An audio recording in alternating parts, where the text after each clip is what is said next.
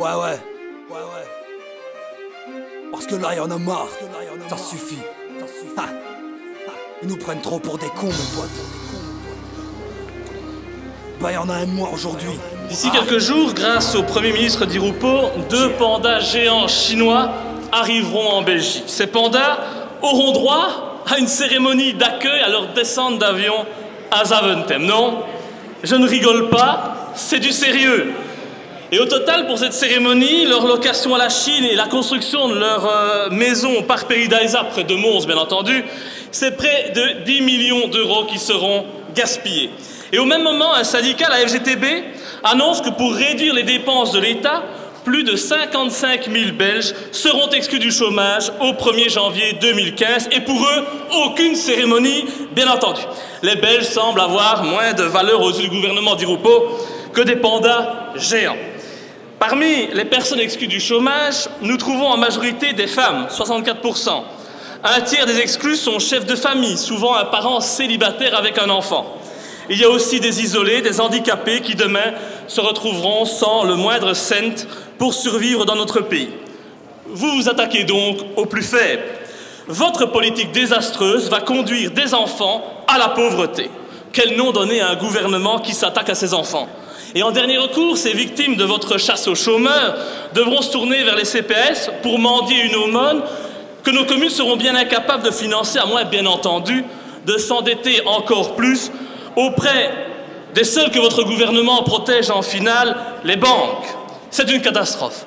55 000 Belges sans rien du jour au lendemain, et c'est écœurant, surtout que le même jour, on apprend, Mme Leroy, la nouvelle CEO de Belgacom touchera 800 000 euros par an. Toujours le même refrain, selon que vous soyez puissant ou misérable.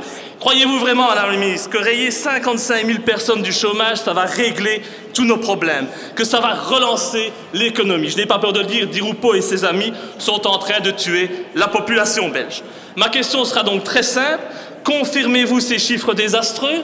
Si oui, dites-moi en quoi, s'il vous plaît, et très clairement, une telle mesure sera bénéfique pour notre pays, parce que j'ai beau chercher, je ne comprends pas. Et enfin, comment pouvez-vous sciemment plonger des Belges dans la misère sans que votre morale ou votre conscience ne vous empêche d'agir de la sorte? Je vous remercie. Monsieur le Président, chers collègues, le régime du chômage est une forme de système d'assurance au sein duquel les personnes qui sont devenues chômeurs involontaires peuvent recevoir des allocations de chômage.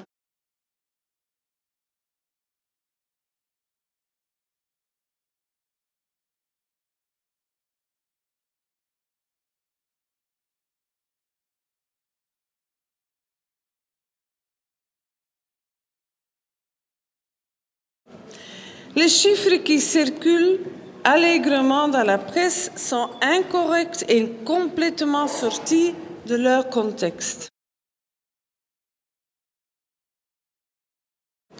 Comme vous le constatez, il y a plusieurs raisons qui expliquent que ce nombre sera inférieur. L'objectif est d'accompagner les jeunes vers l'emploi. Merci, Madame.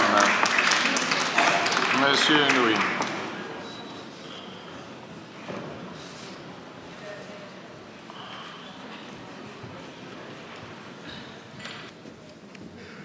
Vous ne pouvez pas l'avouer, donc vous récitez la loi, mais nous verrons qu'après les élections du mois de mai, nous verrons que les chiffres étaient bien exacts. Et au début du XXe siècle, le PS fut créateur de progrès sociaux. Aujourd'hui, le PS est créateur de misère sociale.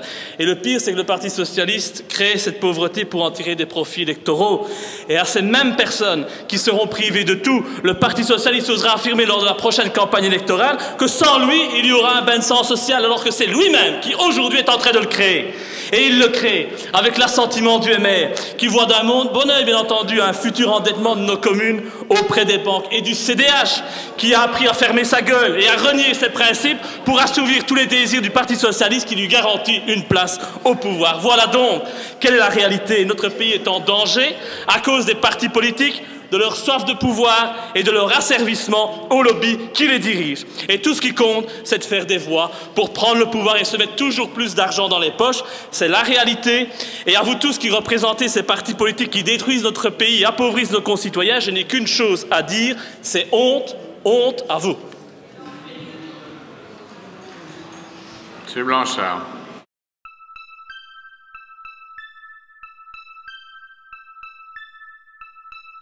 Moi je file un rencard à ceux qui en ont marre des idéologies, discours et baratins. On ne vous promettra pas tout changer en un soir, mais juste de nous lever pour garder l'espoir. À tous les méprisés, recalés de la société et du chômage, les privés du gâteau, les exclus du partage, je n'ai qu'une chose à dire et sans embâche, debout, debout pour crier notre rage. Debout les Belges, debout les braves, debout mes camarades, l'heure est venue d'éviter la débandade. L'union fait la force, alors debout les Belges, contre leurs projets atroces, tous debout les Belges. Voici mon état d'esprit, de debout les Belges, dis-le si t'aimes ton pays, de debout les Belges.